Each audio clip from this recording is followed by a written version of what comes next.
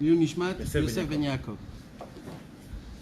Et tous les Niftarei Am Israël et la Refoua Shema pour tous les gens qui ont besoin des Hashem. Et un bon mariage pour tous ceux qui ont besoin, Bezrat Hashem, la Tzlacha de tous les Ivugim, Bezrat Hashem, Bli Chovot, Rak Besimcha. On va faire un petit, comme on a l'habitude, juste pour qu'on puisse rentrer dans la Torah, bien comme il faut. Juste avant, je vais vous raconter quelque chose de personnel que j'ai eu ces derniers temps, ces derniers jours. Et sans faire exprès, sans faire attention, je suis tombé dans le piège du Yetzer Hara, Mamash dans la Torah Vav, dans un Inyan de la Torah Vav. Rabbeinu, il nous apprend que quoi qu'il se passe, un homme il doit garder le point central de sa vie, de ne pas regarder en bas, de continuer toujours en avant, de ne pas faire attention. Tout fait partie, toutes les descentes font partie du chemin.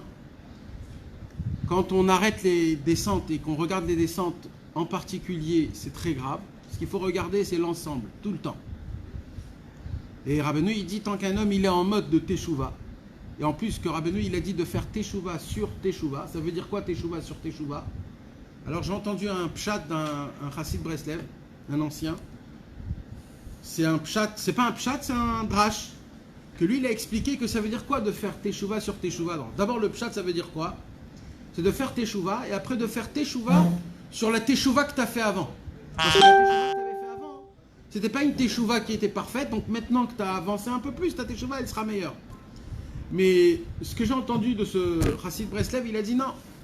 Il a dit ça aussi, oui, mais il y a aussi une autre façon de dire les choses. Quoi? Il dit de faire Teshuvah sur Teshuvah, c'est que Rabbeinu te dit de base, tu devras tomber et tu devras faire Teshuvah sur Teshuvah sur Teshuvah. En fait, c'est ça ce que ça veut dire. C'est que Rabbeinu, en fait, il te dit, c'est quoi ton chemin? C'est pas que tu vas faire une Teshuvah sur un niveau plus élevé, non.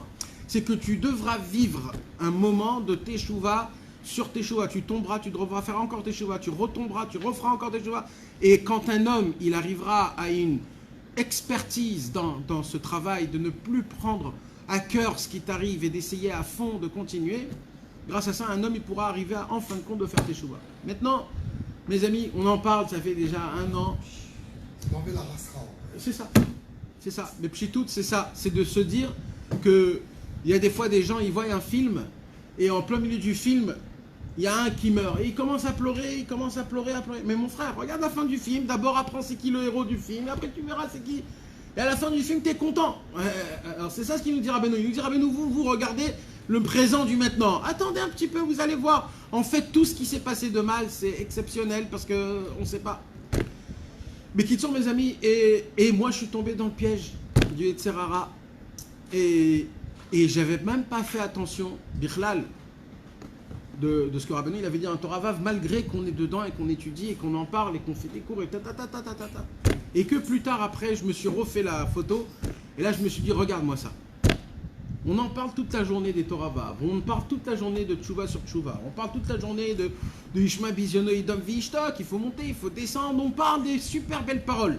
Mais dans l'action, on est vraiment, je parle pour moi, hein, des zéros, mais zéro, même le mot zéro, c'est même pas un mot, ça veut dire, on est trop des philosophes, les Français, surtout nous les Français, on est des grands parleurs, mais des parleurs, on n'est pas dans l'action, il faut essayer. Quand on étudie le Likutei Moharan, moi c'est ça ce que je me suis dit, c'est que quand un homme il étudie le Likutei Moharan, il ne faut pas que ça reste de la philosophie, c'est-à-dire des mots. Il faut le faire rentrer dans ta propre vie. Quand tu étudies, Rabbeinu il dit Ishma Bizyono Idom Vishtok, ça ne s'arrête pas là. Rabbeinu maintenant il veut que tu prennes Ishma Bizyono Idom Vishtok et tu te mets maintenant dans ta situation. Et tu te dis c'est qui peut me faire des bizionotes? Mon patron il ne peut pas me faire des bizionotes. Mes copains ne me font pas des bizionotes. Ma femme, pas trop. Mes enfants peut-être. Le voisin peut-être. Et là, tu dois prendre la situation, t'imaginer la situation, et là, tu dois te dire Idom Veishtok. Et là, tu as appris quelque chose. Par contre, si tu restes à Idom Veishtok, et c'est tout, et t'avances, c'est de la philosophie. Rabbeinu, il y a plein de livres pour ça. Ça peut être soi-même, non, Idom Ça peut être, ouais, Vadaï, c'est aussi soi-même, c'est surtout soi-même. Mais des fois, et comment c'est soi-même? Quand, par exemple, je me... T'as conscience d'une faute, t'en rougis. Ça c'est le top, mais nous on n'est pas à ce niveau. On ne fera pas de peine. Non, ça c'est un niveau qui est élevé, mais un niveau à nous qui nous parle à nous. Non, ça c'est pour mon niveau à moi. Oui, c'est ça. Moi, je parle de mon niveau à moi. Comment moi, je le vis, ce Idom Vishtok, personnellement. Quand, des fois, tu fais une faute, ou pas une faute, même Stam, voilà, une situation, et après que la situation qui est passée, que toi, tu l'as mal passée, tu commences à te négliger, les kalel et tatzmecha, de te maudire. Maman, je te enlève de ta... Alors il dit Rabbi Nathan, qu'est-ce qui se passe quand un homme se dévalorise? Ça s'appelle de la chiflou, du rabaissement, ou ça s'appelle de la gave? Posez cette question, Rabbi Nathan. Et une très grande question. Nous, on croit que c'est de la chiflou, toi. Je suis un naze. Rabbi Nathan, il dit, ma pitom, c'est de la gava. Ah bon, pourquoi? Il dit, parce que en fait, t'es pas prêt de servir Hachem quand t'es un naze. Ça, c'est de la gava. Rabbi Nathan, c'est un chidouche de Rabbi Nathan. T'es pas prêt de le servir. Toi, tu veux le servir que quand t'es en bleu-blanc. Au top. Quand tout marche, tout va bien, tes trucs, etc. Là, tu te dis, ouais, je me fais un petit mikvé, je me fais un petit khatzot, je me fais un petit... Pourquoi? Parce que t'es au top. Mais quand t'es vraiment à la panine, tout le monde t'a créé dessus à la maison, t'es un... Et là, quoi? Tu vas te dire d'un coup, vas-y, renforce-toi. Tu vas pas te dire pourquoi? Parce que t'es pas au top. Rabbeinu, il dit donc, quand soi-disant tu te dévalorises, c'est de la gava, mon frère. C'est de la gava, c'est pas... Ne crois pas que t'es un tzaddik, t'es un gaftan, tu es un grand orgueilleux. Et ça, c'est un ridouche de Rabbeinu. Et ça, mes amis, il faut essayer de se le mettre plusieurs fois dans la tête, encore et de se faire des imaginations dans ta propre vie. Sinon, ça va pas fonctionner.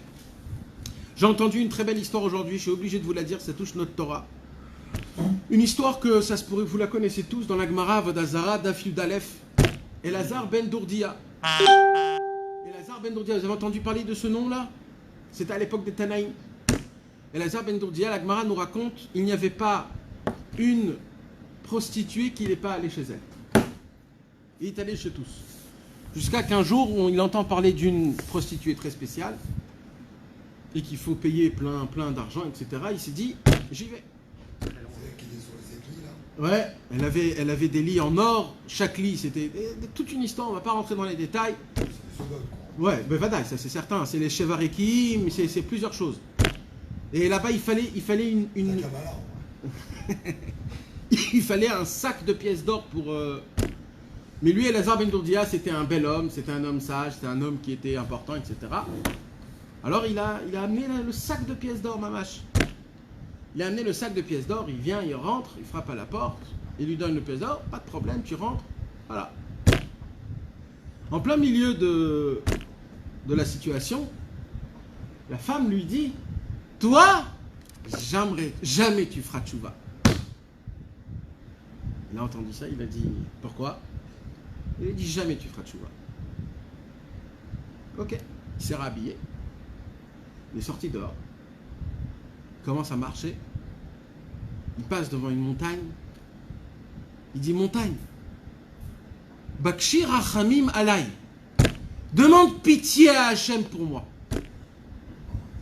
La montagne, elle dit, j'ai déjà assez de problèmes, reste tranquille.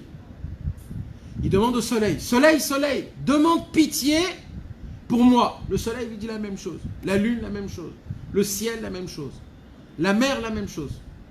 Jusqu'à qu'il comprend, il dit, Imkar en adavar el taloui bi. J'ai compris que ça dépend que de moi. Il a pris un bateau, il est parti dans la mer, il a commencé à pleurer jusqu'à qu'il est mort. Et là, il y a une voix du ciel qui est sortie. Ashrecha Rabbi Elazar ben Dourdia, shenichnasta lechaya olam haba. Heureux Rabbi Elazar ben Dourdia, tu es rentré dans le olam haba. Et là, on a rajouté Rabbi. Vous savez qu'à l'époque, quand on racontait Rabbi, c'était une valeur de Tana. Un Tana, c'est un tzaddik qui peut réveiller un mort et qui peut arrêter le soleil. Alors là, tous les mefarshim, ils se lèvent pour se battre. Qu'est-ce que c'est que cette histoire? Qu'est-ce que c'est que cette histoire? Quoi, un homme, il a kiffé toute sa vie, et à la fin de sa vie, il fait une action et c'est fini. Je comprends pas. Alors venez, on fait tout ça. Pourquoi c'est quoi? Oh, il va s'asseoir en haut à côté de qui? À côté d'un tzaddik que lui, il a jamais rien goûté. Et lui, il a tout goûté. Alors je comprends pas comment ça fonctionne. Alors, encore, les autres mefarshim ils disent, Rabbi, tu peux dire Elazar ben Dourdia, pourquoi rajouter le mot Rabbi?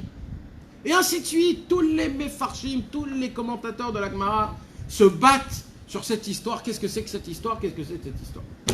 Kamouvan que Rabbi Nathan aussi, il a son mot à dire. Rabbi Nathan, lui, il préfère de poser une question. Rabbi Nathan, il dit comme ça. C'est à quel moment que Rabbi Elazar ben Dourdia a eu son yirour de Teshuvah? Est-ce que c'était depuis tout le temps? Ou alors c'est pendant que cette femme lui a dit tu pourras plus faire Teshuvah? C'est impossible que cette femme ait fait Teshuvah parce que c'était là-bas la Gahava justement. Nahon. Donc est-ce que c'est un moment de Gahava où tu fais Teshuvah? Ou c'est une prise de conscience et un mal vécu à la fin de l'exaucé? Alors, Rabbi Nathan il dit viens on met les deux sur table. Si tu me dis qu'il a fait son yirour Teshuvah parce que d'un coup il a compris que cette femme lui dit jamais tu pourras faire Teshuvah, un homme comme ça, il s'en fout de la Teshuvah. Qu'est-ce qu'il s'en fout? Et alors que la meuf lui dit tu feras jamais Teshuvah? Mais c'est le pari, c'est la... Oui, Nahon. Mais c'est plus que ça, parce que jamais il serait mort en pleurant. C'était pas que de la gava, c'est beaucoup plus profond que ça. Rabbi Nathan il dit un homme qui n'aurait pas pensé à la Teshuvah avant, jamais il aurait fait Teshuvah à ce moment-là. C'est chayav liot, il dit Rabbi Nathan, obligatoirement que ce Rabbi Elazar ben Dourdia, toute sa vie il a voulu faire Teshuvah, mais il n'arrivait pas, le pauvre, il n'arrivait pas. C'est que alors, en fait, c'est un cadeau d'Hachem qui lui a envoyé cette prostituée. C'est un cadeau de Dieu, c'est un cadeau Bamash. Que justement là-bas, il a fait là-bas. Ça Teshuvah. Alors, d'après, c'est écrit que c'est un Gilgoul de Potiphar. après le Ria Kadosh, il a dévoilé que Béhémet, Rabbi Elazar ben Dourdia, c'était le Gilgoul. Chacun, ils ont pris la vie des autres. Il y avait le Kohen Gadol, Rabbi Yochanan Kohen Gadol. Rabbi Yochanan Kohen Gadol, lui, c'était un Kohen Gadol pendant 80 ans, et à l'âge de 80 ans, 70, il est... Il a pris la soutane, il est parti. Exactement. C'est la Vodazara, il est parti à la prostituée. Non, lui, il est parti à Vodazara. Le Harizal, il pose la question, il dit, et qu'est-ce qu'il en est de ces 70 ans? Alors le Harizal, il dit, ces 70 ans de Rabbi Yochanan Kohen Gadol, ils sont partis chez Rabbi Elazar ben Dourdia. Et tout le temps dans la journée est parti chez Yochanan Kohen Gadol. C'est comme ça. Il y a un calcul qui est exact dans le ciel. Mais regardez maintenant, les amis, cette histoire, comment elle est exceptionnelle. Cet homme-là, Rabbi Elazar, est devenu Rabbi Elazar ben Dourdia grâce à qui? À une prostituée. La femme la plus Tavat Niouf mondiale. Il est devenu Rabbi Elazar. Qu'est-ce qu'on apprend de là? On ne peut pas comprendre cette histoire sans cette Torah. Torah Vav nous apprend que, en vérité, les montées et les descentes n'existent pas, c'est toi qui les crées. Si tu prends ta descente pour un élan pour le monter, si tu prends ta descente pour continuer ta vie, pour avancer tout le temps, ben Vadaï, ça devient ton avodat Hashem. C'est ton avodat Hashem. C'est une grande montée. Vadaï, c'est qu'une montée, parce qu'en vérité, la montée et la descente, c'est la même chose, c'est juste dans quel sens tu vas. Donc en vérité, il dit Rabbeinu, c'est du pipeau, ce qu'on vous raconte, ça fait des années. Arrêtez de vous arrêter à ce qu'on vous croit. Il y a une photo qui est plus grande. Il veut dire, Yerida Tzorech Aliyah. Nahon, c'est pour ça, il nous l'apprend. Ils sont là. Oui, parce que nous, on appelle ça les Yérida. Comment tu veux qu'on appelle ça? On regarde, on entend, on en parle. Et bien qu'on en parle là maintenant, demain, on peut encore retomber, replonger. Hein? Le mot Tzorech, comment on peut traduire? Dans le but. Dans l'hébreu. Tachlit, il dit. Tachlit. Tachlit, c'est le but. Ça veut dire que la chute, c'est le but de la montée. C'est une montée en elle. C'est une montée. C'est un élan. Si tu vas en arrière pour prendre de l'élan. C'est trop beau. Ou le trampoline, exactement. Ouais, c'est exact, c'est toujours le même concept. C'est le ressort que pour sauter plus haut, il faut mettre en bas. On ne se rend pas compte, la joie elle est plus grande quand tu es dans la Yerida. Si tu te renforces. Si tu te renforces. Elle te propulse, non. Non, parce que si tu Si elle vis... vient de Dieu, si on va dans ton esprit. Oui, mais il faut le vivre ça, Elle Meir. te propulse en avant. Ouais. Mais c'est Vadaï que le rendez-vous il est en bas, il est pas en haut. C'est pour ça qu'il y a écrit Ve'atzia Sheol, Ineka, te voici. Par contre, il met ça Shamaim, Shamata. C'est très loin. Donc, Béhémet, on peut retrouver en bas Akadosh Baruch Hu beaucoup plus facilement. Et on peut être Besimcha, Bevadaï. Mais pour ça, il faut le vivre. Il faut le vivre. Hein? Oui, ça existe, le en bas et le en haut, il existe. Mais comment toi tu le vis, ça c'est faux. Vous pouvez dire, C'est comment toi tu le vis, ça c'est faux. Nous on le vit d'une manière que c'est grave et je suis très loin et je suis... Imagine-toi, je te donne un exemple. Un vrai exemple qui s'est passé. Imagine-toi, tu vois un homme que tous les jours, pour manger, il se fait un festin, mon frère, mais de folie. Il s'invite tous les plats du jour, tous les plats. Il se considère, il ouvre le bouton de ça, il est mamache, et c'est un homme qui est obèse. Il est vraiment dans la tavatachila, il bouffe, tu ne veux pas lui parler un peu. Et toi, tu le regardes comme ça de loin. Qu'est-ce que tu te dis dans ta tête? Et on te dit, c'est tous les jours comme ça. Hein. Et il y a des jours où c'est plus que ça. Tu te dis, ce mec, c'est un vrai kiffeur, il vit sa vie. Mais jamais tu pourras me dire que c'est un tzaddik. Jamais tu pourras me dire, tu vois vraiment que le monsieur, il bouffe vraiment comme un ogre. Ben, un jour, le Baal Shem Tov, il a demandé à Hachem Yitbarach. Oui, mais c'est une vraie question. Est-ce que ta vie, c'est ce que Attends, laisse-le finir. Ah, pardon, excuse-moi. 2 secondes. Non, juste Oui, fini. je reviens d'arriver de dehors. Un jour, le Baal Shem Tov, il demande à Hachem Yitbarach, est-ce qu'il y a un homme qui sert mieux que moi, Hachem? Il voulait savoir. Il voulait savoir s'il y a quelqu'un, il voulait apprendre. Alors, qu'est-ce qu'il lui a dit à Kadosh Baruch Hu? Il lui a dit, Bevadaï, qui y a? Ah bon, il y a qui? Il y a ce monsieur un tel. Et le Baal Shem Tov, il prend sa calèche, il voyage et il voit cet ogre en train de bouffer, manger. Et le Baal Shem Tov, il dit, c'est pas possible. Lui, ça ne peut pas être un Oved Hashem. Mais il mangeait, c'était impressionnant. C'est comme les concours de hot dog là, qui mangent un après l'autre. Ben, c'était pire que ça. Et le Baal Shem Tov, il comprenait pas. Jusqu'à la fin de la journée, il est venu chez lui, il a dit, dis-moi, c'est quoi ton histoire? Il a dit, je sais pas, aucune histoire, il n'y a pas de... Non, raconte-moi, ça se peut pas, c'est pas normal ce que tu fais. Il lui dit, j'ai mon père, que quand ils ont attrapé les policiers à l'époque, les Russes, ils l'ont brûlé vif. Et quand ils l'ont brûlé vif, le pauvre, il n'a pas eu le temps de faire Shema Israël avant de mourir. Alors moi, je me prépare au jour où on va me brûler vif. Comme ça, je mange le maximum de bouffe pour grossir. Comme ça, quand on va me brûler, j'aurai le temps de faire Shema Israël. Donc maintenant, qu'est-ce qu'il a fait? T'as entendu l'histoire, David?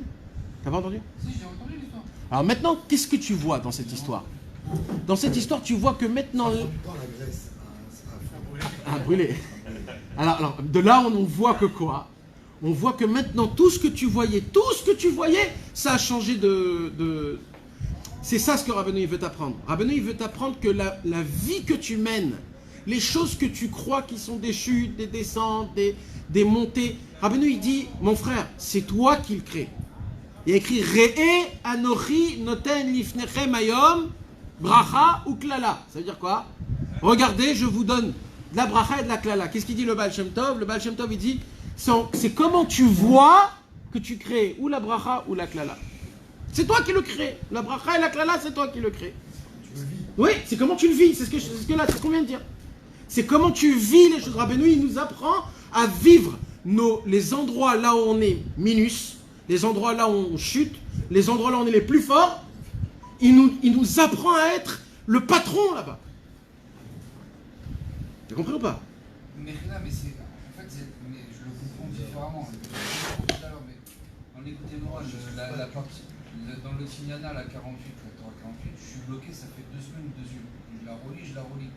Mais il est clairement dit, Rabbeinu, il te dit bien que les éloignements, tu chutes, mais comment tu peux dire que c'est moi qui chute?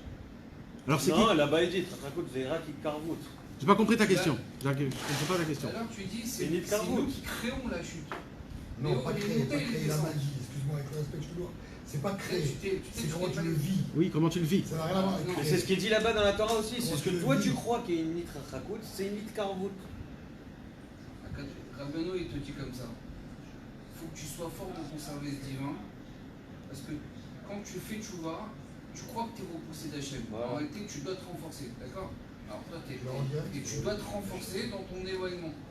D'accord. Tout à l'heure, tu as dit, c'est que on croit que tu as tes montées d'exemple, tu crois que tu descends, quand tu montes, parce que c'est toi qui les crée. Mais réellement, tu descends. Non. Mais si. Non, parce que ta descente, c'est en fonction de comment tu la vis qu'elle va devenir une montée. Tout à l'heure, tu as dit, mon Yetzirara, il m'a fait descendre. J'ai pris conscience. J'ai cru comme ça, j'ai cru comme ça. Moi, il y a un likout à la chot, il y a un likout à la chot sur cette Torah même. Un Otsar Hayira. Tu le vis quand tu descends, quand tu es en pleine baisse. Mais comme non. Il y a un Otsar Hayira, il te dit non, il te dit c'est pas ça quand tu crois que c'est une Hydra Chakut, c'est une occasion de faire tchouva. Il te dit en fait, Hachem, quand toi tu fais tchouva maintenant, il va te ressortir dehors juste pour que tu puisses faire tchouva. La bonne femme, elle est en train d'accoucher, ça devient un cauchemar. Si tu prends quelqu'un qui n'a jamais vu une bonne femme en train d'accoucher, c'est une horreur.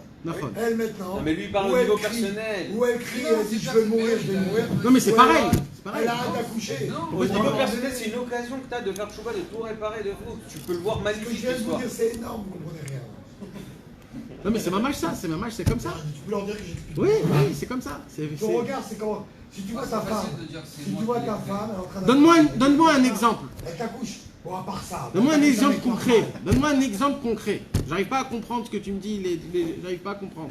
J'ai pas encore capté ta question. Que ce soit dans le manger, que ce soit dans les yeux, que ce soit dans la shonara ou quoi, je me dis, je vais me forcer, je vais faire attention. Je vais travailler sur moi du matin au soir. Il y a un moment où je vais chuter. Et alors? Et je chute. Et alors? La question elle est? Mais je chute. Alors Nous. c'est moi qui fais exprès de chuter. Bon. Tu fais pas exprès de chuter, t'as chuté. J'ai chuté. T'as chuté. Mais alors, ça existe la chute.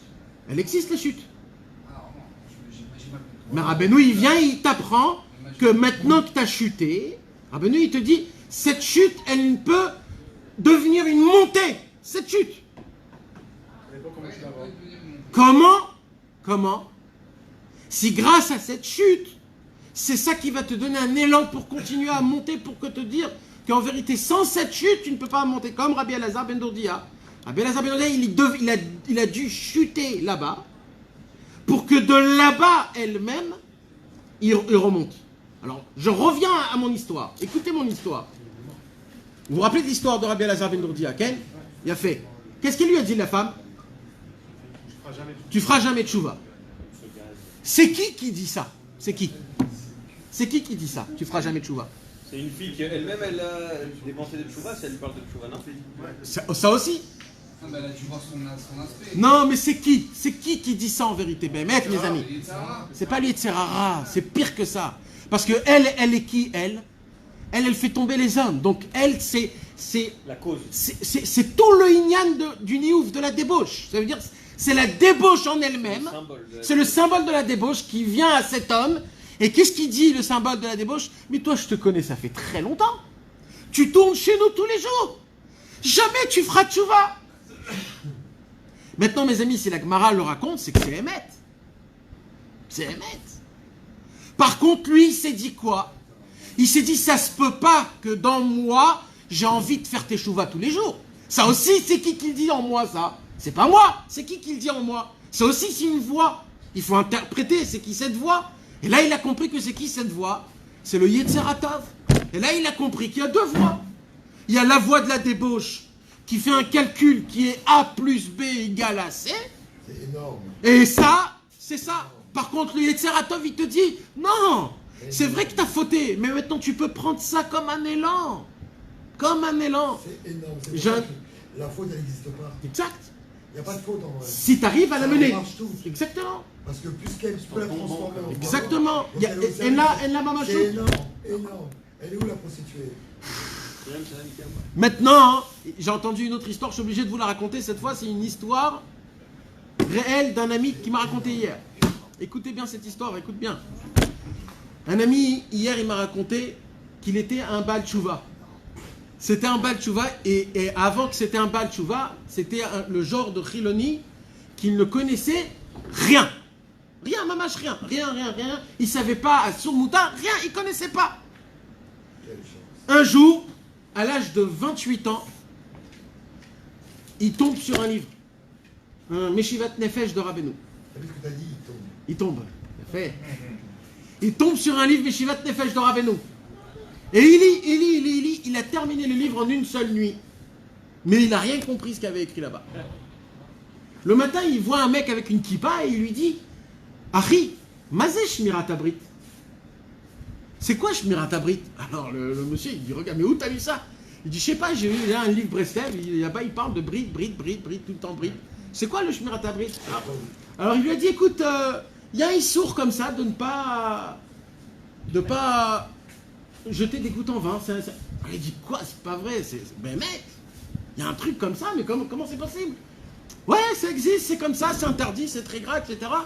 Lui, il a eu quelque chose, il s'est dit, comment on peut faire? Alors il dit, écoute, il y a une petite ségoula, j'ai entendu, si tu pries 40 jours, ça peut...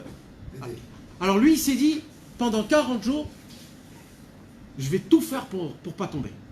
Maintenant, le monsieur, il est pas du tout, il connaît rien de rien. C'est la première chose qu'il entend de la Torah.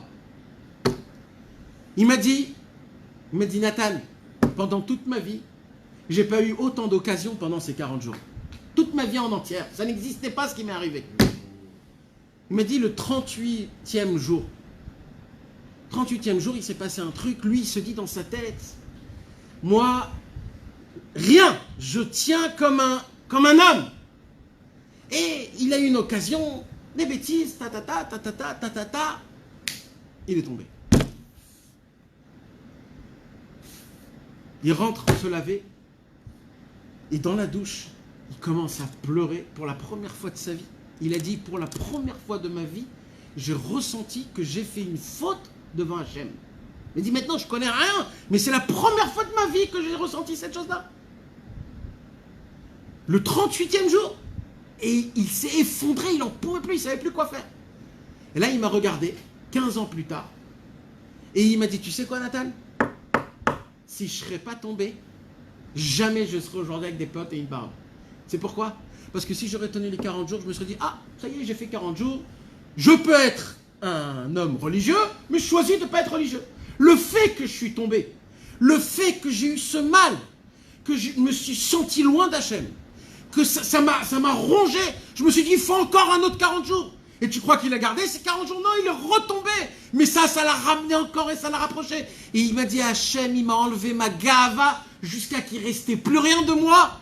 Et là, j'ai fait teshuva. C'est toute notre vie, c'est ça, mes amis. Depuis qu'on est né le matin, depuis qu'on est né le premier jour, Annie, moi, regardez-moi, rigolez avec moi, embrassez-moi, la maman, le papa, ah, qu'il est beau, qu'il est beau, qu'il est beau. On n'arrête pas de le truc. Et nous, on est aux anges, on nous aime, on nous prend de main en main, on t'embrasse, on t'habille, on te fait beau. Mais ça, c'est quand tu grandis après, à l'école, on t'achète le cartable le plus beau, on te dit t'es le plus beau, t'es mon sadique, t'es mon plus grand. Et plus tu grandis, tu veux qu'une seule chose. Moi, je suis, et on veut que ça. On veut s'habiller par rapport aux gens, on veut être rigolo par rapport aux gens, on veut gagner de l'argent par rapport aux gens, on veut avoir la plus belle femme par rapport aux gens. Tout ça en fonction de comment les gens me regardent, juste pour qu'une seule chose. Moi, agrandir ce moi, je suis, créer ce mot, je suis. C'est mamash ça, mes amis. Et vous voulez savoir c'est quoi le problème? La première ligne de la Torah Vav. Qu'est-ce qu'il nous dit la Torah Vav? Calme-toi, baisse ton kavod. Ah bon? Mais c'est pas possible ce truc-là. Alors nous, comme on lit comme des philosophes, on dit ouais, bon, ça va, c'est pas grave. Mais tu sais où ça commence à devenir un problème?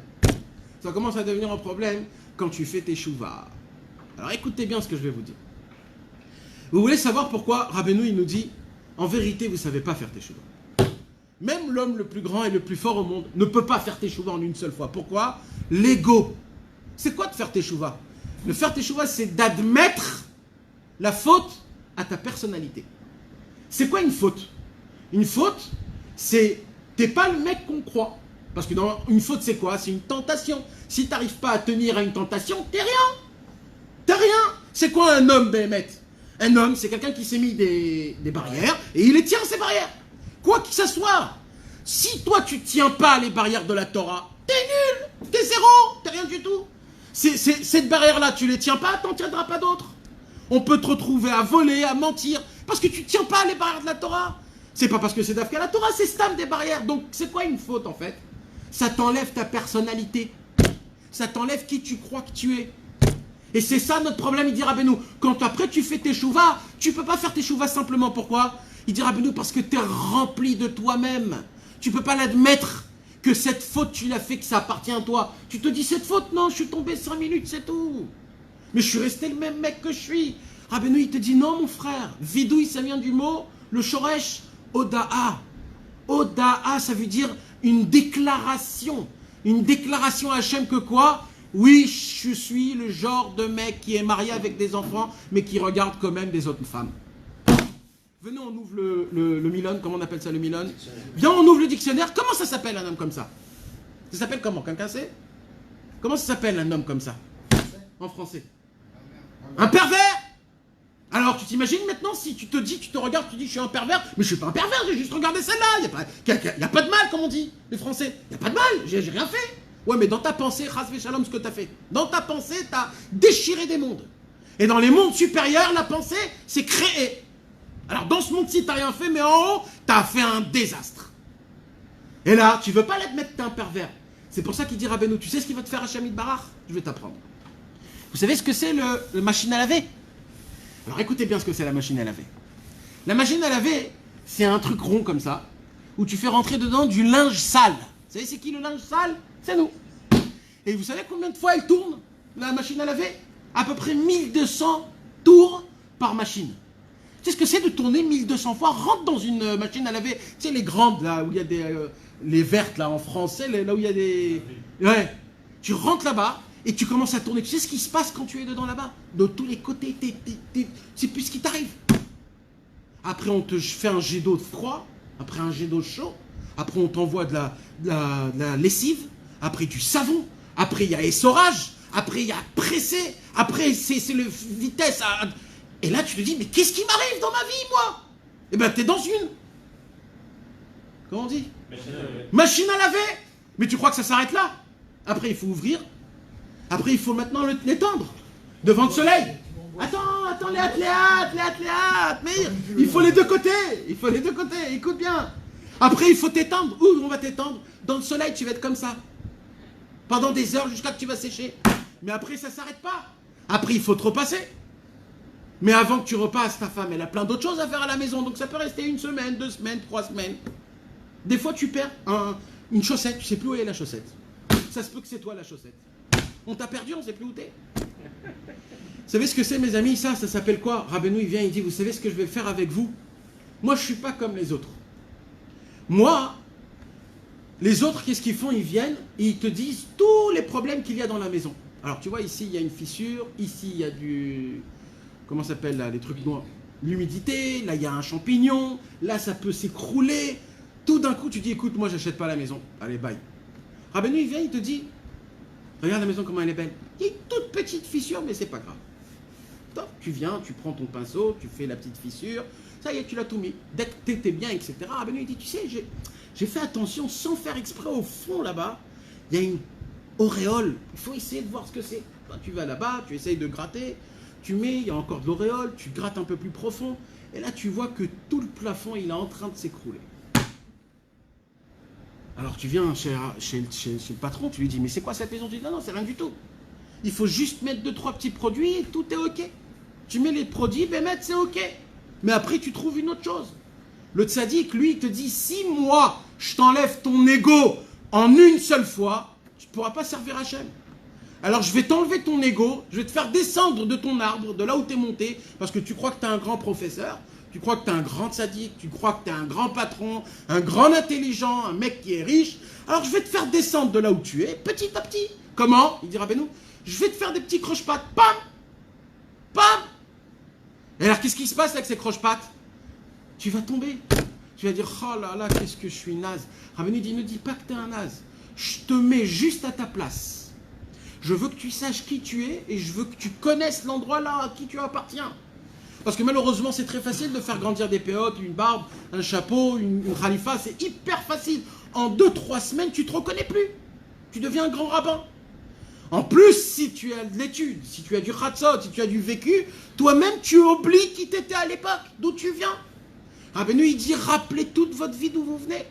Regardez le chesed Hachem qui vous a fait.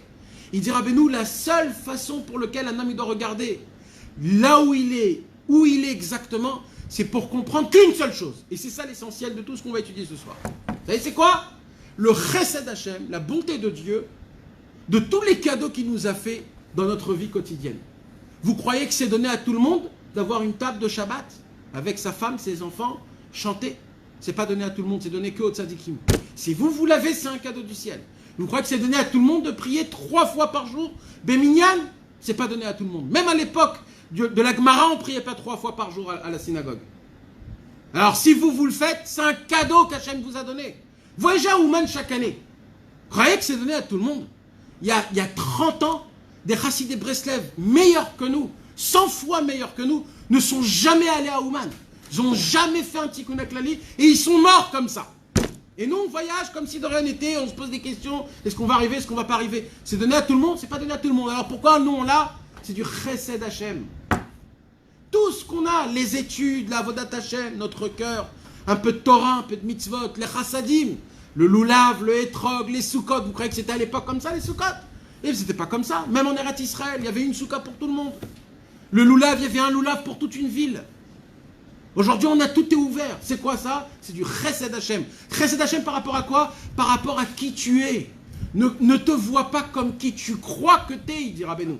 Parce que si toi tu crois que t'es ce que t'es, moi je vais te faire tomber pour te faire montrer où tu es exactement. Par contre, si t'es content de là où tu es, si tu te prends pas la tête, là Rabbeinu il dit, là t'es mon copain.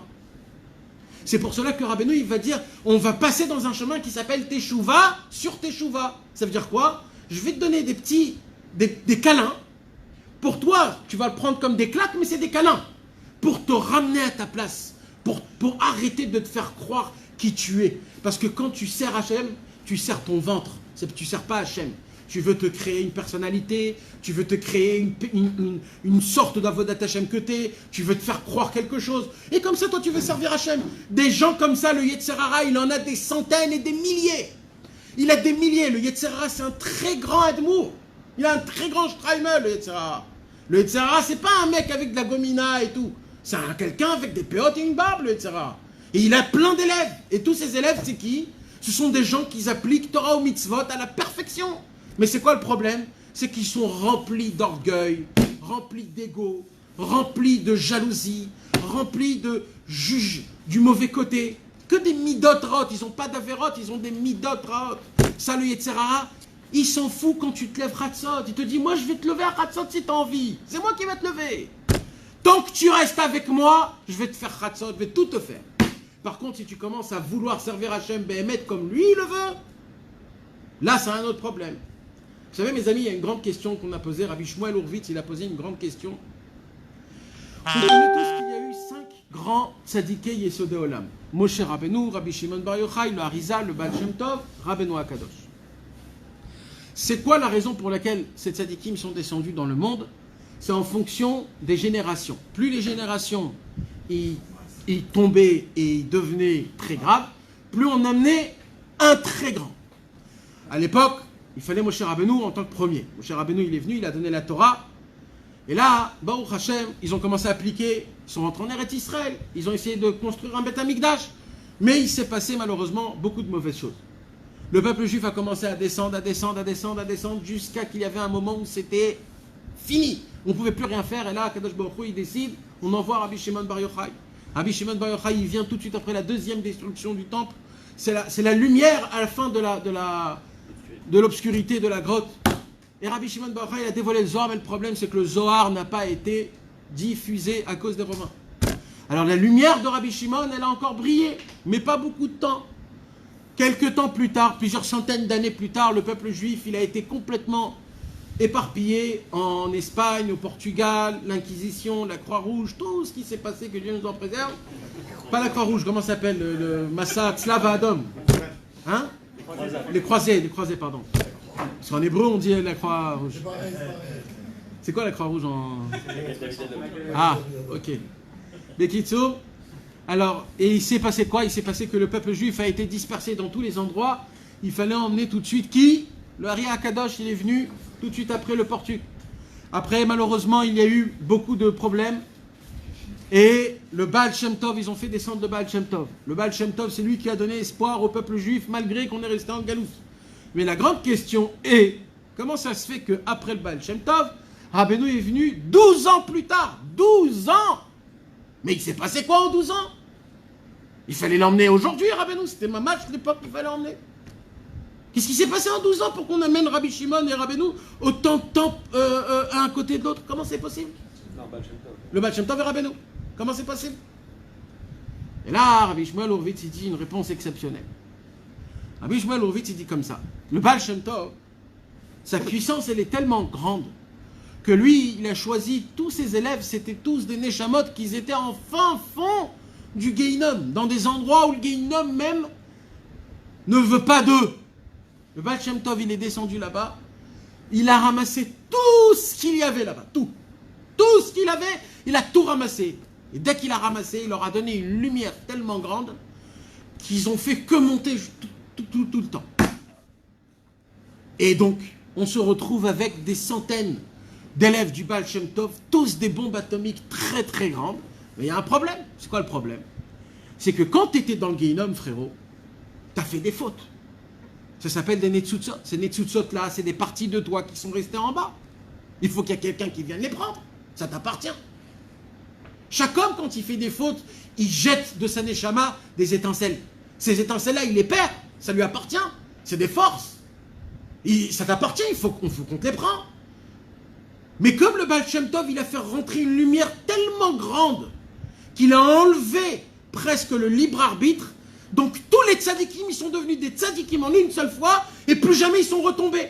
Donc comme ils sont plus retombés, tous leurs étincelles divines à eux qui leur appartenaient, ils étaient remplis en haut, en bas, dans le Gehinom. Personne ne venait les prendre. Et ça s'accumulait, ça s'accumulait. Et ça, c'est très grave. Tout de suite, ils ont dit, Rabbeinu, il faut qu'ils viennent tout de suite. Rabbeinu, il a dit, moi, je vais faire autre chose que le Baal Shem Tov. Moi, je vais créer à mes élèves une puissance qui pourront monter le plus haut et descendre le plus bas. Pourquoi? Parce que quand ils vont descendre au plus bas, ils vont ramasser ce que tous ils ont laissé. Et après, je vais les faire remonter tout en haut pour qu'ils les ramènent en haut. Et comme il y en a encore plein qui font des tzutzot en bas, on va les redescendre pour ramasser. En fait, nous, on est les balayeurs. Rabbeinu, il dit, moi, je vais créer à mes élèves une puissance d'avoir un cœur qui soit aussi fort qu'ils n'auront pas peur ni des montées ni des chutes. Il faut savoir qu'il y a un service divin quand tu chutes et il y a un service divin quand tu montes. C'est pas que quand tu chutes, tu as perdu. Non. Il y a un travail en bas, il y a un travail en haut. Mais comme il n'y a personne qui le fait, donc moi, je deviens l'homme qui prend les netzutzot des autres. Donc en fait, je deviens encore plus riche. Je reçois le travail de quelqu'un qui l'a jeté. C'est comme quelqu'un, il a jeté de sa neshama une puissance en fautant. Et moi, parce que je faute et je me renforce dans la faute, et je continue à servir Hachem dans la faute, je vais prendre ce que lui, il a perdu. Parce que lui, il a fait Yehush dessus. Lui, il a désespéré là-bas. Mais comme un Chassid Breslev, il fait jamais Yehush, il peut le prendre, cette chose-là. C'est écrit dans le Kitve Rabbi Shmuel.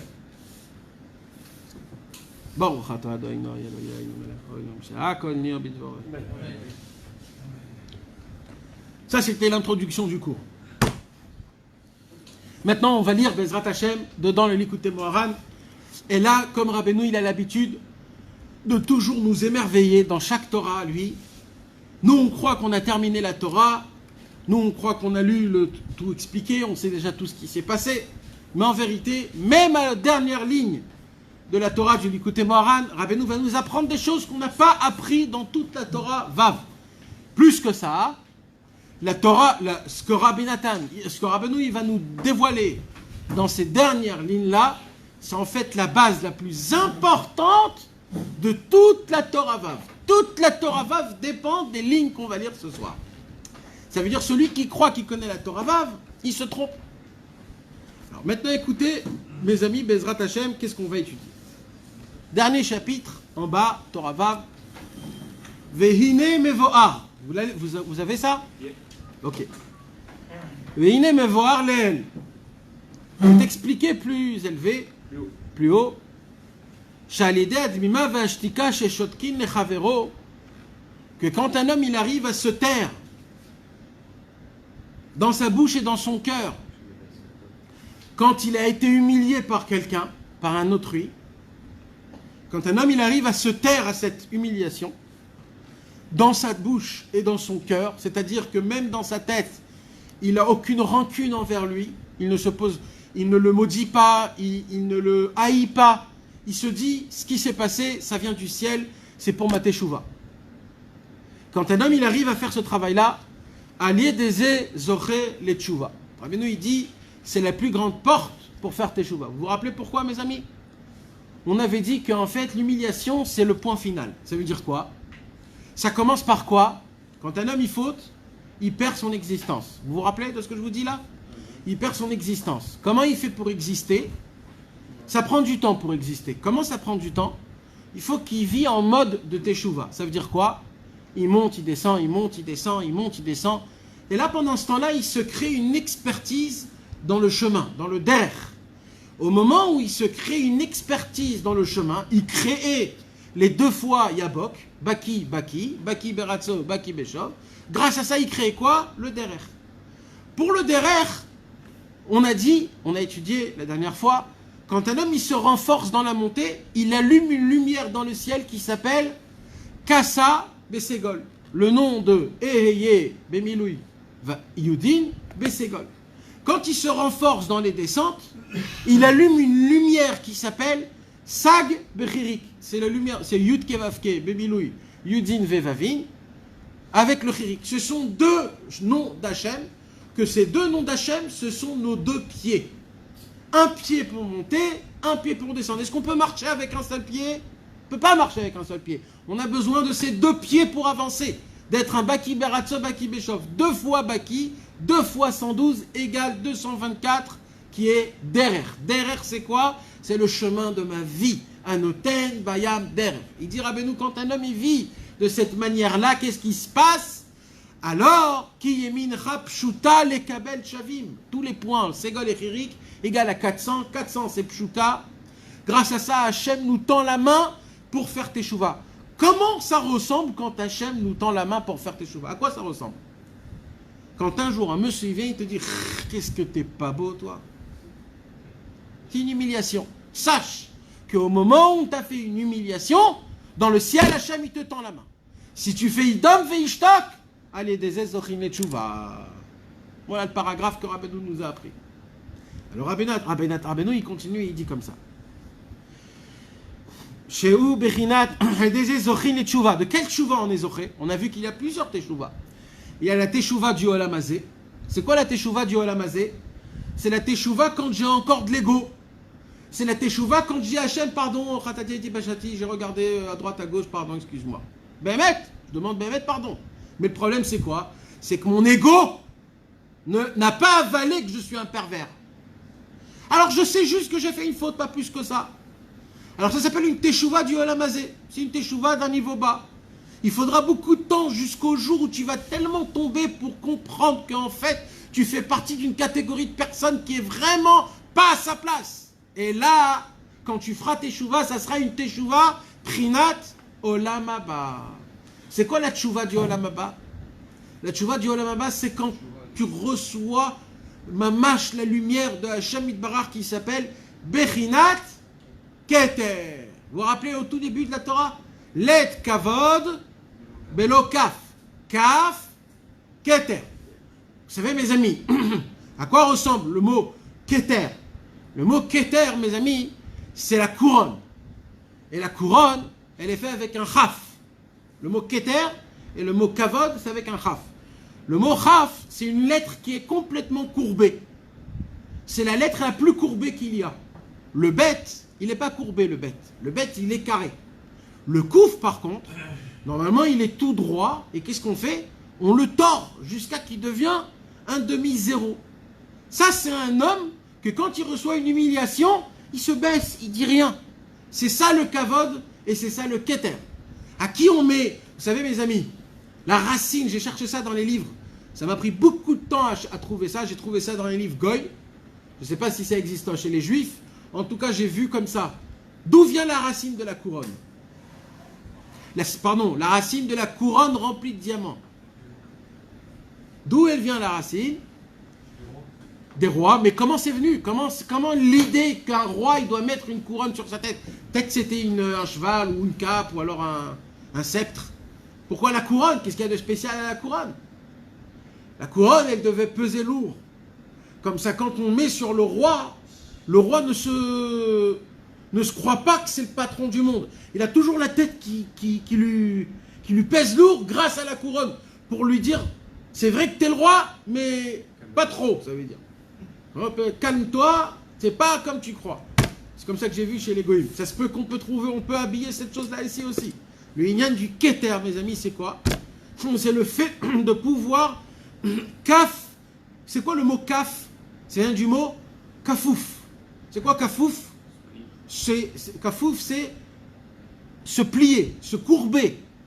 C'est ça le Keter. Comment tu veux être zoré du Keter d'Hachem Yitbarach, qu'Akadosh Baruch Hu t'influence sa couronne, que tu puisses lui donner le kavod le plus grand au monde à Hachem Yitbarach? C'est quand tu as la puissance de pouvoir te courber, te plier devant quoi que ce soit. Qui que ce soit et quoi que ce soit. Alors il dit Rabbeinu, quand un homme il arrive à se taire, à un homme qui l'humilie, Zochel et Tshuva, Shei Bechinat Keter, Kana Layan Sham. Pourquoi? Qui se yag la chorma, shtika. Dans les Pirkei Avot, il y a écrit comment on est zoché d'avoir la chorma grâce à la shtika. C'est quoi la shtika? Comment? Le silence. Vous savez qu'il y a beaucoup de gens aujourd'hui qui étudient la Kabbalah. Mais les problèmes de ces gens qui ont commencé à étudier la Kabbalah, c'est qu'ils commencent à lire des livres, mais qu'ils n'ont pas lu l'introduction. Et dans l'introduction, le Ari Akadosh et le Rabbi Chaim Vital, ils donnent des conditions. Qui peut ouvrir le Etzraïm? Qui peut ouvrir le Shara Kavanot? C'est pas tout le monde qui peut le lire. Et il le dit, mais fourrage, que celui qui ne tient pas les klalim, c'est-à-dire les règles, alors c'est certain qu'il ne comprendra pas la Kabbalah et il peut arriver même à l'athéisme. Comme ça, il dit le Rabbi Chaim Vital. Et il n'a pas dit ça pour faire peur, c'est le Emet Lamito. Et là-bas, dans les Tnaïm, un des Tnaïm qui sont très importants, c'est quoi? C'est Seyag la Chorma, Shtika. Si tu veux étudier de la Chorma, de la sagesse, surtout la sagesse de Hachem Yitbarach, il ne faut pas du tout que tu racontes ça à Pierre, Paul et Jacques. Il faut que toi et toi tout seul, tu le sais. Personne ne doit savoir que tu étudies. Rabbeinu, il prend cette parole et il explique de la manière de la Torah Vav. Il dit quoi? C'est Yag la Chorma Shtika. C'est-à-dire la barrière devant la sphira de la Chorma, c'est quoi? Shtika. Qu'est-ce qu'il y a au-dessus de la Chorma, mes amis? Keter. Keter, on a dit, c'est la plus grande sphira. C'est quoi la barrière entre le Keter et la Chorma? Il y a une barrière. Il dit Rabbeinu, cette barrière, elle s'appelle Shtika. Ça veut dire quoi, il dit Rabbeinu? Quand un homme t'humilie, si tu te tais, t'es zoché au Keter. C'est ça la Chorma de toute la Tchouva, il dit Rabbeinu. Pour atteindre du niveau de la Chorma à la Keter, il faut savoir se taire. Alors il continue, Rabbeinu, il dit Va filou acholkim alav umevazinoto. Pourquoi il dit va filou? Même Kitrinizer meod. Ah. Et là, Rabbeinu, il rajoute un nouveau mot sur toute la Torah Vav. Et là, je peux vous dire, mes amis, c'est là le conçu, comment on dit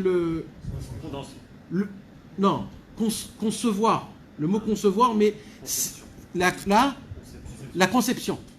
C'est là, mes amis, où la conception de la Torah Azamra a eu lieu. C'est là. C'est là où la Torah Azamra, elle a commencé, clac, à créer. Cette Torah, Rabbeinu l'a dévoilée au tout début à Rabbi Nathan. Toute cette Torah, elle a été dit à Rabbi Nathan. Parce que Rabbeinu, il a dit à Rabbi Nathan, comme il y avait Moshe, Yehoshua et le Moed, là aussi, il y a moi, toi et tous les élèves ensemble. Donc en fait, il a fait une illusion à Rabbi Nathan qu'en fait, cette Torah, en fait, ça parle de lui. Mais plus de ça, qu'est-ce qu'il lui a dit à Rabbi Nathan? Vous savez que Rabbeinu, il avait plein d'autres élèves. Rabbeinu, il avait Rabbi Aaron, il avait le Magi de Trovitse, Rabbi Yudel, Rabbi Shmuel Isaac, Rabbi Yitzhak Isaac Miterovitse, Rabbi Yitzhak Leib, Rabbi Meir Miteplik. Il avait plein d'élèves. Il avait dans ses élèves plusieurs parties. Il y avait le Hovdei Hashem, ceux qui étaient mamash des séraphins, des tzadikim, des anges. Il y avait des Baalei Masa Umatan, il y avait des gens businessmen, c'était aussi des élèves de Rabbeinu. Et il y avait les Baalei Batim, c'était les gens simples, les laboureurs de terre. Chaque temps, il y avait un temps pour eux. Tous les Shabbatot, c'était pour les laboureurs de terre. Pendant les Baalei Masa Umatan, c'était toutes les fêtes ou un petit peu avant les fêtes. Et pendant les 3, Rosh Hashanah, Hanouka et Shavuot, c'était tous les Ovdei Hashem. Et tous se cueilleraient. Maintenant, ce qu'il y avait là-bas, mes amis, et ce qui était très beau, c'était quoi? C'est que si tu posais la question à tous les élèves de Rabbeinu, c'est qui Rabbeinu? C'est quoi sa Torah? Par exemple, à Rabbi Shmuel Isaac, ou alors à Rabbi Aaron, ou alors à Rabbi Naftali. Chacun te disait quelque chose que jamais tu pourrais te dire que ça, c'est Rabbeinu. Chacun. Un, il te disait ça, un, il te disait ça. Chacun, il te disait quelque chose d'autre. Alors, comment c'est possible? Ouais, c'est possible. Parce que Rabbeinu, il envoyait le chemin à chacun en fonction de sa neshama. Mais, comme Rabbi Nathan, c'était une neshama toute nouvelle, pas de Gilgul. Rabbi Nathan, c'était une neshama que c'est lui qui va donner toute la Torah de Rabbi Nachman. C'était une neshama neutre. Donc, tout de suite, au tout début du chemin, il a dit à Rabbi Nathan, tu sais c'est quoi le cave? C'est quoi le... Comment on dit? La ligne directrice de moi, Rabbi Nachman de Breslev, il dit Rabbeinu. C'est quoi? Tzrichin, Ladun et Kol Adam, les Kafsrout. De toujours bien juger toi et autrui, toute ta vie, tout le temps, à tout jamais. Toujours, c'est ton chemin. Et là, il va lui dire, là, tout de suite, Ki Tzrichin lizer meod Ladun et Kol Adam, les Kafsrout. Maintenant, ça, c'est écrit nulle part. Normalement, il y a des klalim. À la fin, Rabbeinu n'invente pas des nouvelles choses. C'est pas écrit avant. C'est écrit nulle part avant. Où il a amené. En face de Rabbi Nathan, il lui dit, tu sais Rabbi Nathan, je vais te donner un secret. Tu te rappelles Baki Beratzo, Baki Beshov? Tu veux que je te dise un secret? Personne au monde peut se taire à une humiliation. Personne. Personne. S'il se tait dans sa bouche, il ne se tait pas dans son cœur. Ça n'existe pas. Tu veux que je te donne le conseil, maître, de comment pouvoir se taire, Behemet? Ki tzrichin ladun et kol adam le kafsrout. Juge-le du bon côté. Juge-le. Cet homme-là a filou, a cholkim alav ou mevazinoto. Même ceux qui te contredisent, qui sont contre toi et qui t'humilient, qui te font des bisionnotes. Ah bon, mais c'est un rachat le monsieur.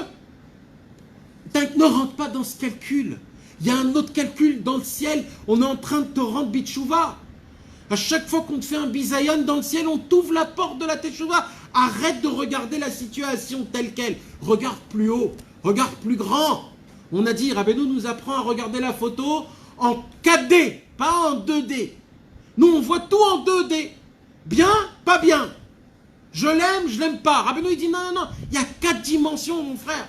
C'est grand, c'est haut, c'est énorme. Alors Rabbeinu dit comme ça.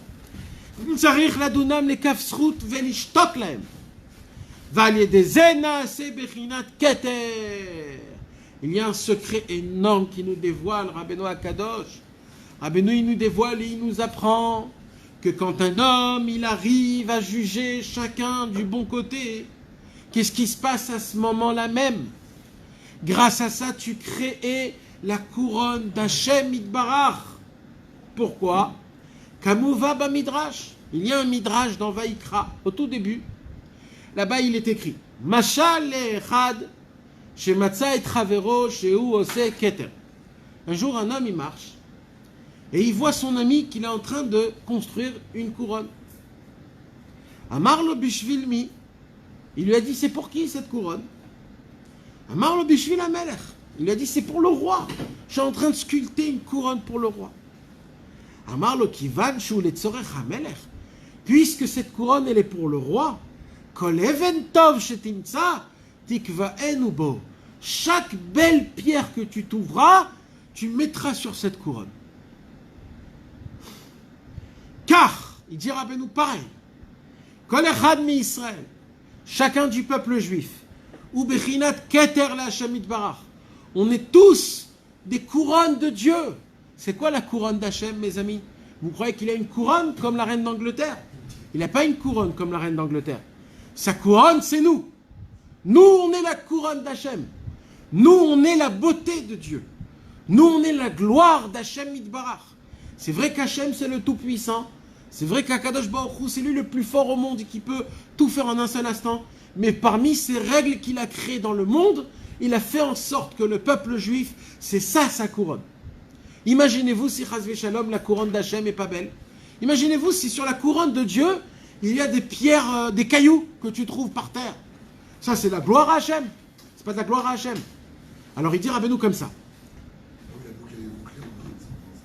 אמר לו כיוון שהוא לצורך המלך כל אבן טוב שתמצא תקווה בו כך כל אחד מישראל הוא בחינת כתר להשם יתברך וצריך להכניס בו כל מין אבנים טובות שאפשר למצוא דהיינו שצריכים להשתדל לחפש ולבקש אחר כל צד זכות ודבר טוב שאפשר למצוא בישראל ולדון את הכל לכף זכות.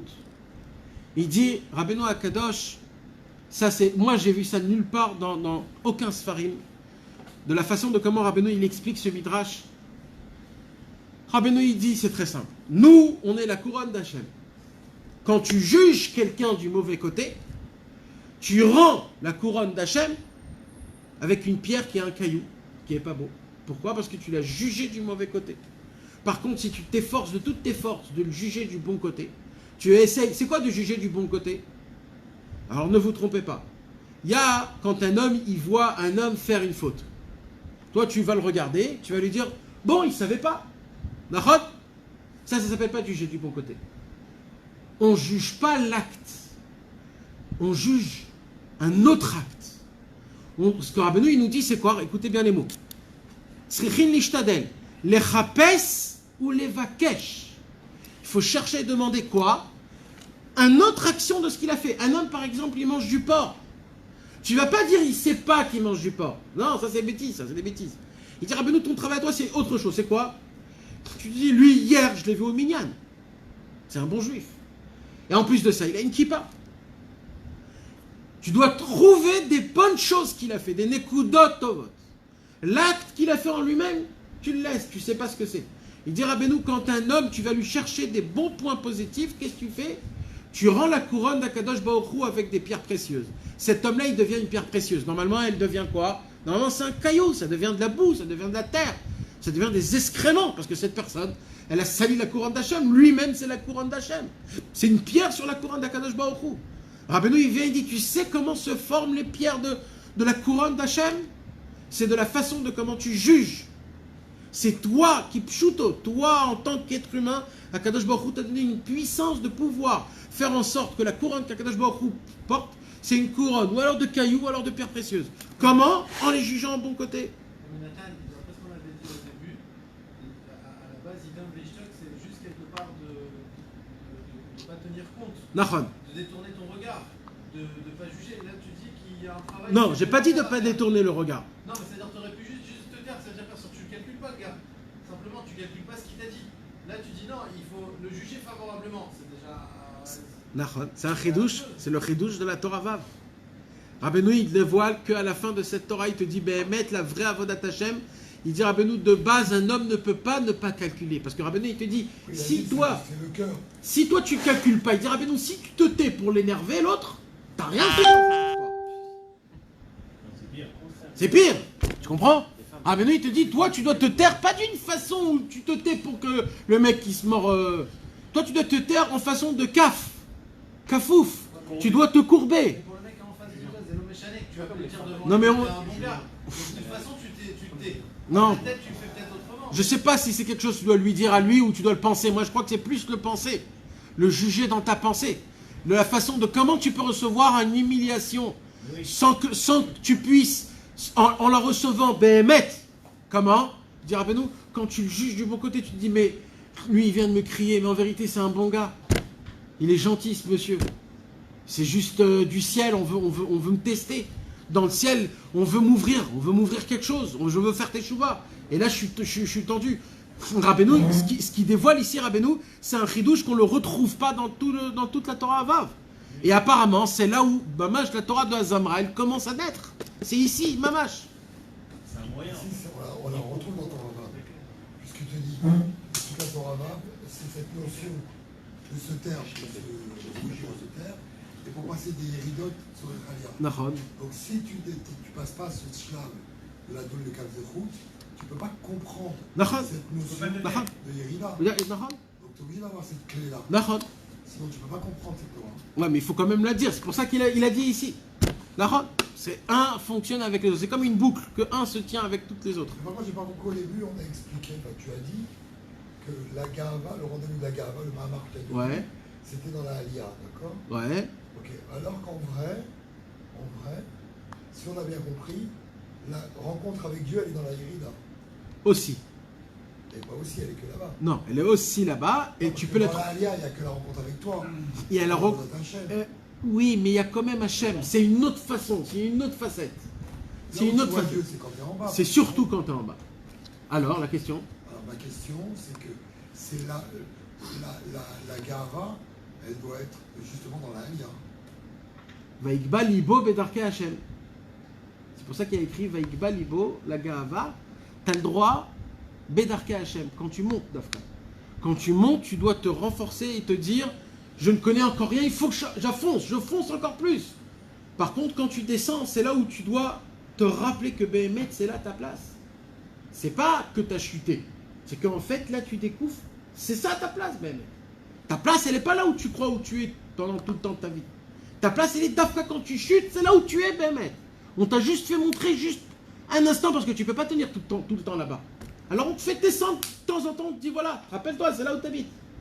Ok, maintenant je te fais monter pour kiffer. Mais c'est là où tu habites. Quand un homme il comprend ça, alors là il doit tout de suite se renforcer avec la double Mekafsrout. Après c'est très grave. C'est pour cela on a dit c'est 2 pieds. On ne peut pas marcher sur un seul pied. C'est obligé. Aïe et Reshpebet. Obligatoire. Aïe et Azamra. Les 2 Aleph. Tu ne peux pas tenir sur un pied, il dira Benou. C'est le Emet. Aleph c'est aussi Emet. C'est Aleph Azamra, Aleph Aïe. Rabbeinu il dit Aleph c'est Elef, c'est 1000. Il dit Rabbi Nathan, c'est les 2000, 2 Aleph, les 2000 Troum Shabbat. C'est-à-dire, tant que tu as ça, tu ne peux pas passer. Dès que tu as passé ces 2000, Aïe Azamra, tu ne travailles plus, Troum Shabbat c'est interdit. Terminé. Tout ce que tu fais, c'est très grave. Tout ton avodat Hashem doit tourner autour de Aïe et de Azamra. Renforcement, éveillement. Renforcement, éveillement. Renforcement, éveillement. Itraskut, itorerut. Itraskut, qu'est-ce qu'il a dit Rabbi Nathan? Il a dit, sur chaque cuillère d'éveillement, on a besoin de casseroles de renforcement. Un petit peu d'éveillement, beaucoup de renforcement. Comme ça fonctionne. On a beaucoup besoin de renforcement et l'essentiel, c'est de toujours savoir se renforcer. J'ai entendu une belle histoire qu'au début, je n'avais pas reçu cette histoire, mais au fur et à mesure du temps, je me suis dit, cette histoire, elle est émette. Un jour, il y avait un élève de Rabbi Israël, il s'appelait Avigdor, il est niftar il y a quelques années, et un jour j'étais là, j'étais à Méron, lui aussi était à Méron, j'ai lu un Likutei Halachot, et ce Likutei Halachot, il était un peu difficile. Il était difficile. Des fois, il y a des petites baffes dans le Likutei Halachot. C'est pas toujours des câlins, il y a aussi des petites baffes. Alors j'ai lu ce Likutei Halachot et bon, c'était difficile. Et là je le vois comme ça, et il me dit, qu'est-ce que tu fais? Je lui dis, voilà, j'ai lu un Likutei Halachot, et il me dit, nous, ma ta omer. Je lui dis, ben, c'était un peu difficile.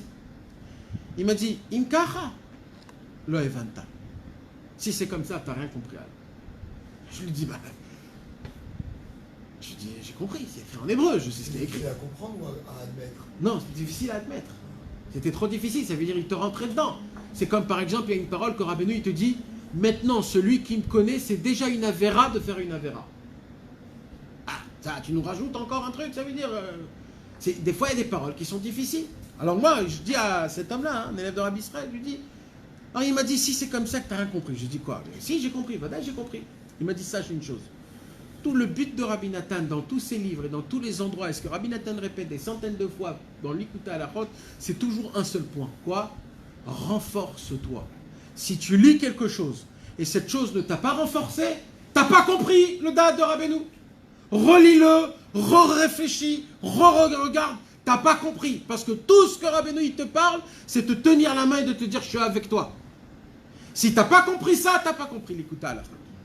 Moi, au début, je n'ai pas reçu cette parole. J'étais jeune, je me croyais encore... Mais au fur et à mesure du temps et de la vie, tu apprends que même Rabbeinu, il a dit ça sur, Rabbi Nathan, sur le Réchit Chochma. Vous connaissez le livre Réchit Chochma? C'est Rabbi Moshe Cordovero, le Rav du Harizal, qui a écrit le Réchit Chochma. Vous savez combien de fois Rabbeinu, il a étudié le Réchit Chochma? 410 fois. Rabbeinu, il a vécu 38 ans. Moi, j'ai fait le compte. Comment c'est possible? Combien de temps? Comment il a terminé 410 fois ce livre? C'est 3 tomes gros, hein. Comment il a terminé à l'âge, et il est mort à l'âge de 38 ans. Alors quand tu fais le compte, il a commencé de l'âge de 8 ans, et tous les mois il le terminait. Sinon c'est impossible. Vous imaginez? Il ne le connaissait pas par cœur une fois. 101 fois tu le connais par cœur. Il a étudié 410 fois. Il connaissait par cœur 4 fois. Maintenant vous savez, quand vous lisez le Réchit Chochma au début, c'est très compliqué. Limite, t'as plus envie de sortir de chez toi. C'est très compliqué. Il te laisse pas 1 centimètre à bouger. Ni à rigoler, ni à... Pas de vacances, mon frère. Tant que tu respires, tu dois être un commando pour Hachem. Il n'y a pas, de temps en temps, il n'y a pas. Jour, nuit, tout le temps. Pendant les vacances, pas pendant les vacances, il n'y a pas. Quand tu vas mourir, là tu pourras respirer. Tant que tu vis, tu... Alors Rabbi Nathan, il écrit dans l'Écoute à la Rote, il dit, aujourd'hui il y a des Bnei Nehurim. Il y a des jeunes qui lisent le Réchit Chochma, ils étudient le Réchit Chochma. Et tout de suite, dès qu'ils commencent à lire le Réchit Chochma, bam, ils voient qu'ils ne peuvent pas. Là-bas, dans Sha'ar HaKdusha, ils ne rigolent pas dans Sha'ar HaKdusha. Comment on doit être avec sa femme, les pensées. Là-bas, ils te rentrent dedans, ils ne te laissent pas réfléchir. Alors d'un coup, tu te dis, purée, quoi, je suis tombé tellement bas, et en fait, tu n'es pas tombé. Mais d'après le Réchit Chochma, c'est très grave. Alors il dit, Rabbi Nathan, ne vous trompez pas, mes amis. Le Réchit Chochma lui-même, s'il savait que si quelqu'un aurait lu, ça l'aurait machlishoto, ça l'aurait rendu faible, l'affaibli, jamais le Réchit Chochma, il aurait écrit ce livre. Tout le but du Réchit Chochma, c'était de renforcer quelqu'un. Donc si vous lisez quelque chose et ça ne vous renforce pas, fermez le livre, vous n'êtes pas apte pour ça. Rabbi Nathan, il nous apprend que tout ce qu'il a écrit, tout ce que Rabbeinu il a écrit, c'est juste pour que tu te renforces. Tu t'es pas renforcé, alors tu n'as rien compris. T'as pas compris le date de Rabbeinu. Le date de Rabbeinu, c'est tiens-toi debout. Avance tant que tu peux et ne regarde jamais en bas et derrière. Avance. Donc une des choses pour avancer bien, c'est quoi? C'est d'essayer de rendre ton entourage meilleur. Comment? En jugeant tout le monde des Kavsrout. Quand tu juges tout le monde des Kavsrout, il dit Rabbeinu, toute la Torah Vav, tu peux l'appliquer en un claquement de doigts. Tu peux faire tchouva. Pourquoi? Parce que toi-même tu te juges du bon côté. Tu peux recevoir des bisionotes. Tu peux attendre un Kadash Baruch Hu. Parce que tout le temps tu es Kavsrout, tout le temps. Donc il dit Rabbeinu, en fait, la clé, mamash, pour appliquer la Torah Vav du commencement, c'est mamash le inyan de la donne les Kavsrout.